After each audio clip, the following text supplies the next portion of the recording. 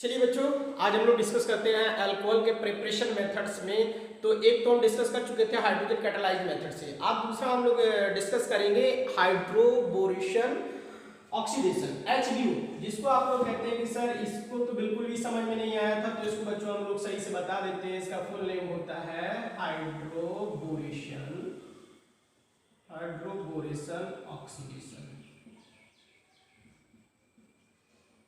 And you know, बहुत ही अच्छे से जानते हैं हाइड्रोबोरेशन ऑक्सीडेशन में हम लोग क्या करते हैं। इसमें दो तीन मेन पॉइंट्स होते हैं जिनको हम लोग डिस्कस कर लेते हैं कि मेन पॉइंट जो होते हैं आपके क्या होते हैं। मेन पॉइंट्स जो है इसमें हम लोग एल्कीन्स लेते हैं, एल्कीन्स का यूज करते हैं और उस पर सबसे पहले दो स्टेप में रिएक्शन को कंप्लीट करते हैं। पहली स्टेप क्या होती है कि इसमें यूज करते हैं हम लोग BH3, ठीक है।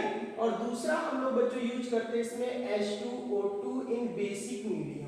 बस यही आपको मेन याद रखना है कि इनकी रिएक्शन किस तरह से हमारे एल्कीन्स पे होती है, किस तरह से नहीं होती है। और इसी को हम लोग यहाँ से कहते हैं इनडायरेक्ट वाटर एडिशन। ये बहुत ही इंपॉर्टेंट बात है बच्चों। आप लोगों ने इससे पहले डायरेक्ट एडिशन में भी लिखा था कि हम लोग किस तरह से हाइड्रोजन कैटालिटिक का यूज करके वाटर को ऐड करते हैं और वहाँ से अल्कोहल की प्रिपरेशन होती है। तो देखते हैं यहाँ पे दो टाइप के हम लोग एल्कीन यूज करते हैं। दोनों में ही हम लोग देखो सिंपल सा, एक तो हमारा होता है सिमेट्रिकल एल्कीन पे भी हम लोग यूज करके देखेंगे और अनसिमेट्रिकल एल्कीन भी यूज करके देखेंगे और दोनों की ही हम लोग मैकेनिज्म पढ़ेंगे। तो सिमेट्रिकल एल्कीन का बच्चों एक हम लोग एग्जांपल ले लेते हैं। एक मान लो बहुत ही स्टैंडर्ड एग्जांपल क्या है, सबसे छोटा एग्जांपल है CH2 double bond CH2। This is ethene, इसको हम लोग कहते हैं ईथीन। और ईथीन पे क्या करते हैं, पहली स्टेप में हम लोग यूज करते हैं BH3 और दूसरी स्टेप में बच्चों यूज करते हैं हम लोग H2O2 बेसिक मीडियम। अब बात आती है कि यहाँ पे होता क्या है कि वाटर का एडिशन होता है। H2O2 से वाटर मिलने वाला है क्या, BH3 से मिलने वाला है क्या, नहीं, कुछ नहीं पता है। जो यहाँ पे इनडायरेक्ट वे में हम लोग वाटर का एडिशन कराते हैं। वाटर बेटा क्या होता है H2O में क्या होता है कि ये एक काम करता है, ये H प्लस में ब्रेक होता है, OH माइनस में ब्रेक होता है। अब यहाँ पे ये डबल बॉन्ड एक क्लीव होता है, एक के साथ H आ जाता है और दूसरे के साथ बेटा OH आ जाता है। यहाँ से अल्कोहल की फॉर्मेशन होती है। तो देखो कैसे CH3 एंड CH2OH ये अल्कोहल का फॉर्मेशन हो रहा है। इसको हम लोग कहते हैं एथेनॉल। अब बात आती है यहाँ पे कि ये इनडायरेक्ट वाटर कहाँ से आता है। तो बेटा जो वाटर आता है यहाँ पे पहली स्टेप BH3, जो BH3 होता है ये हाइड्रोजन का फॉर्मेशन करता है, इससे हाइड्रोजन मिलता है और आपका H2O2 से क्या मिलता है, OH माइनस मिलता है। तो यहाँ से H प्लस इस पे ऐड होता है, OH माइनस यहाँ ऐड होता है और सिंपल सा इथेनॉल का फॉर्मेशन होता है। इसको हम लोग कहते हैं क्या, सिंपल सा इनडायरेक्ट वे में वाटर का एडिशन। ओके, अब हम लोग बात करते हैं बच्चों अनसिमेट्रिकल एल्कीन की। अनसिमेट्रिकल एल्कीन भी हम लोग चेक कर लेते हैं। एक कोई अनसिमेट्रिकल एल्कीन का मतलब ये आप लोग जानते ही होंगे क्या होता है अनसिमेट्रिकल एल्कीन। इससे पहले वाले लेक्चर में हम आप लोगों को डिस्कस किए थे, जिसमें डबल बॉन्डेड के राइट एंड लेफ्ट दोनों तरफ आपकी ज्योमेट्री सेम ना हो, यानी कि दोनों तरफ एक ग्रुप सेम ना हो। जैसे अगर हम यहाँ पे लिख देते हैं आपका CH3 CH CH2, ये एक आपका प्रोपीन हो गया, 3 कार्बन है, 1 2 3। जिन बच्चों को नहीं पता है वो आराम से देख सकते हैं। इसको हम लोग 3 कार्बन कहते हैं सर, इसको हम लोग प्रोपीन बोलते हैं। ये एक टाइप का अनसिमेट्रिकल एल्कीन है। इस पे भी जब आप लोग रिएक्शन करोगे किसकी, BH3 की कराओगे, BH3, और सेकेंड स्टेप में जब हम लोग H2O2 का बेसिक मीडियम में रिएक्शन कराते हैं तो ये एक रूल के अकॉर्डिंग यहाँ पे OH जुड़ता है। वो रूल्स क्या होता है, इससे पहले जब आप लोगों ने कैटालिटिक आप हाइड्रेशन में पढ़ा था, यानी कि वाटर की रिएक्शन जब कराते थे H प्लस H2SO4 की प्रेजेंस में, तो वहाँ पे डायरेक्ट एडिशन में एक रूल पढ़े थे हम लोग, मार्कोनी-कॉप्स रूल के अकॉर्डिंग रिएक्शन होती थी। इसमें बेटा क्या होगा, एंटी मार्कोनी-कॉप्स रूल्स के अकॉर्डिंग रिएक्शन होगी। तो एंटी मार्कोनी-कॉप्स होता क्या है, ये आप लोग 11th स्टैंडर्ड में भी पढ़े थे कि जो इसका नेगेटिव पार्ट होता है वो उस कार्बन डबली बॉन्डेड कार्बन पे ऐड होता है जहां पर नंबर ऑफ हाइड्रोजन मैक्सिमम होते हैं, ज्यादा होते हैं। तो यहाँ से क्या होगा, इसकी रिएक्शन को पहले हम लिख देते हैं, इसके बाद हम लोग मैकेनिज्म पढ़ते हैं। तो यहाँ से क्या हो जाएगा, CH3CH2 एक तरफ हाइड्रोजन ऐड हो जाएगा और दूसरी तरफ CH2OH इस तरह से। तो ये रिएक्शन किसको फॉलो करता है, आप लिख सकते हैं हम लोग, follow anti Marconi capsule. Anti Marconi capsule बहुत इंपॉर्टेंट है, क्योंकि इससे पहले आप लोगों ने जो रिएक्शन पढ़ी थी वो मार्कोनी कॉप्सूल के पढ़ी थी, और हमने क्लास 11th में भी आप लोगों को डिस्कस किया था कि अगर पेरोक्साइड की प्रेजेंस हो जाए तो वहाँ पे क्या हो जाएगा, वो रिएक्शन एंटी मार्कोनी कॉप्सूल के अकॉर्डिंग होगी। एंटी मार्कोनी कॉप्सूल में जानते हैं कि किसी भी हाइड्रोजन हैलाइड का नेगेटिव पार्ट उस कार्बन पर अटैक करता है, उस कार्बन पर ऐड होता है डबली बॉन्डेड के, जहां पर नंबर ऑफ हाइड्रोजन मैक्सिमम होते हैं। तो ये तो हमारा डबली बॉन्डेड है, ठीक है, डबल बॉन्ड से एक कार्बन ये ऐड है बच्चों और एक ये ऐड है। तो यहाँ पे आप लोग देख रहे हैं कि इस कार्बन पे नंबर ऑफ हाइड्रोजन ज्यादा है, तो इसका नेगेटिव पार्ट यहाँ से क्या होगा, वाटर का नेगेटिव पार्ट OH माइनस, ये कहाँ पे ऐड होगा, जाके यहाँ पर ऐड होगा और H प्लस आपका इस जगह पे ऐड होगा। तो इस तरह से यहाँ पे हम लोग एंटी मार्कोनी कॉप्सूल के रिएक्शन को पढ़ते हैं। अब यहाँ पे देखते हैं ये कि इसकी मैकेनिज्म कैसे बनती है। तो बेटा ध्यान से देखिएगा, बहुत इंपॉर्टेंट है मैकेनिज्म, हम उन्हीं की बता रहे हैं जिनका यूज हम लोगों को बोर्ड में मिलेगा। वैसे मैकेनिज्म अगर हम लोग पढ़ेंगे तो बहुत सारी मैकेनिज्म होंगी जिसका कोई खास यूज नहीं है और हमारा सिर्फ टाइम वेस्ट जाएगा। इसीलिए हम लोग केवल उतनी रिएक्शन पढ़ते हैं जो इंपॉर्टेंट रिएक्शन होती है, उन्हीं की मैकेनिज्म पढ़ते हैं। तो देखिएगा मैकेनिज्म क्या है, डायरेक्ट में वाटर का एडिशन कैसे होता है। तो सबसे पहले एक हम लोग अनसिमेट्रिकल एल्कीन लेते हैं। अनसिमेट्रिकल एल्कीन बच्चों हम जब लोग लेंगे तो एक यही एग्जांपल ले लेते हैं जो इससे पहले आप लोगों ने लिया था, क्या था, प्रोपीन था, CH3 bond CH double bond CH2, this is a propene.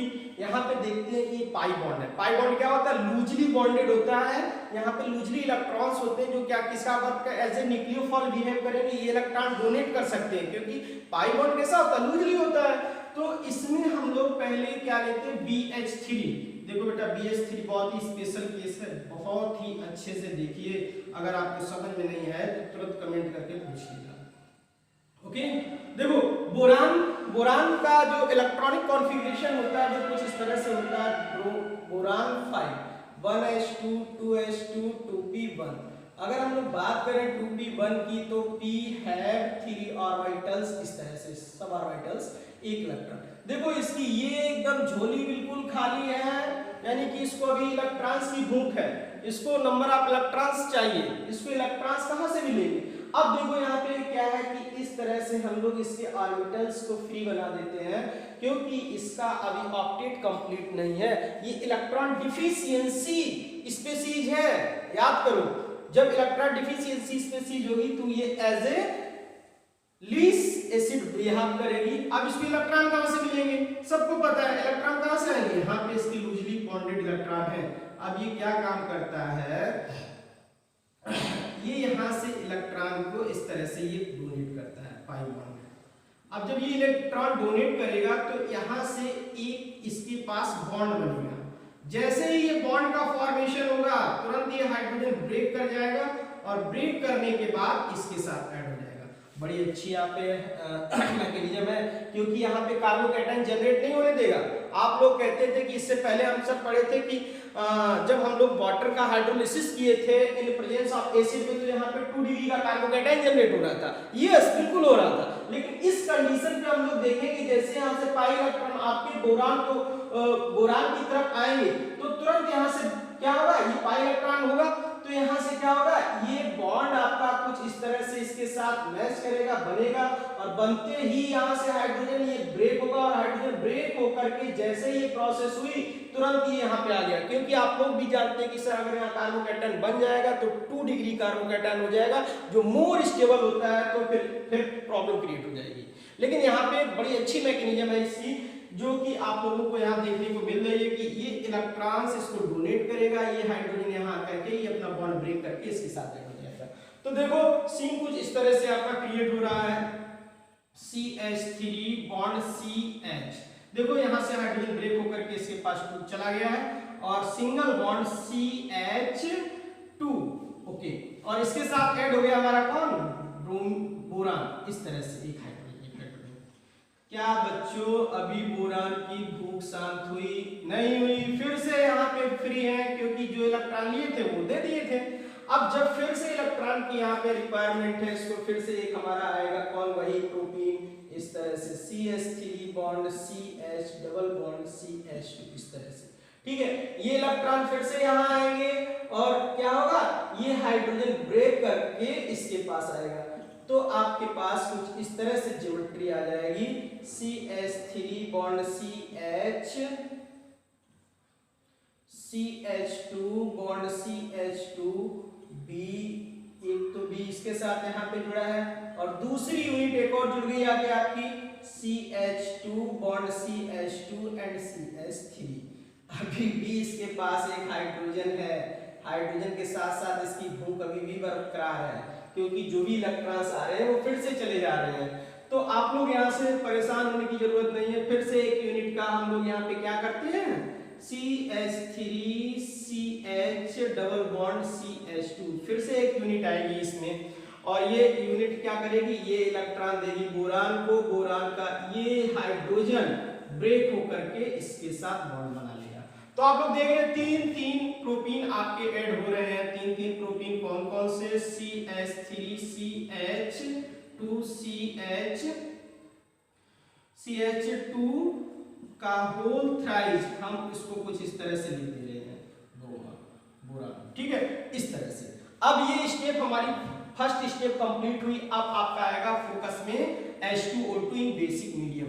उसको देखो बच्चों, हम लोग कुछ इस तरह से करते हैं, H2O2 OH बॉन्ड OH, इसकी हम लोग 3 यूनिट ले लेते हैं बेटा।